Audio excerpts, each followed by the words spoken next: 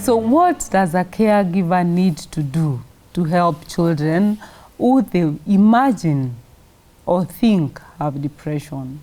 So the number one thing they need to do is be there for the child. Be there, be present, be available, be involved. When it comes to children, children do not speak about their issues because they haven't developed the language as much as adults have.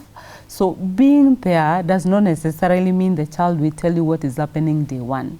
But being there, be involved, be friendly, be warm, do not judge them. Now that offers them some level of safety. As this safety continues to grow between the caregiver and the child, they begin to feel that they can open up to what is troubling them. And when they open up, believe them. Sometimes it is abuse that is happening in their life. Sometimes they are being bullied. Sometimes it's even some form of sexual violation or sexual abuse happening probably right in the same roof. And the child is very afraid. As you continue to give them safety and warmth and they open up, do not tell the child they are lying. If you tell the child they are lying, then you have broken the trust. Even if you sure feel that they may be lying, find ways of getting more information as opposed to you're lying. Because the moment you say to them they are lying, you break the trust.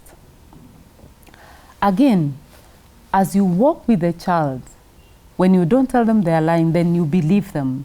You believe them and you begin to find information around what the child shared.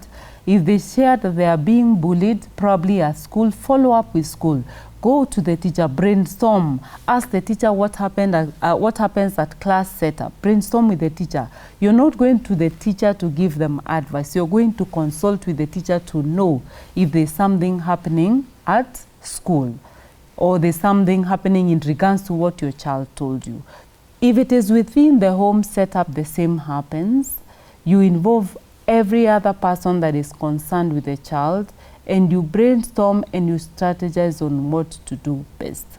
I have seen situations when people have believed the nannies, and I'm not saying all nannies are evil. I know there are amazing people we have out there, but I'm talking about instances when children report being abused by the caregivers who are especially the nannies, and a parent will believe because this nanny is so good to me, they can't do that to my child. It is important to investigate. When a child also is going through certain patterns or symptoms like withdrawal, they are crying a lot, they are not eating, consult with other avenues like school where the child is also constantly, or if they're in another avenue, also consult and see, is this behavior continuous or is it just at home?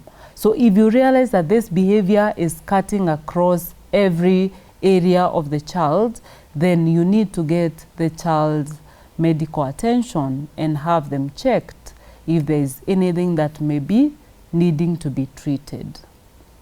Now, if these symptoms continue for 2 weeks, for 3 weeks, for 4 weeks, you have tried to listen to the child, you've tried to offer a safe environment, you've tried to consult, you've tried to help them, to empower them so that they can speak for themselves, where you feel they may be hurt by other people.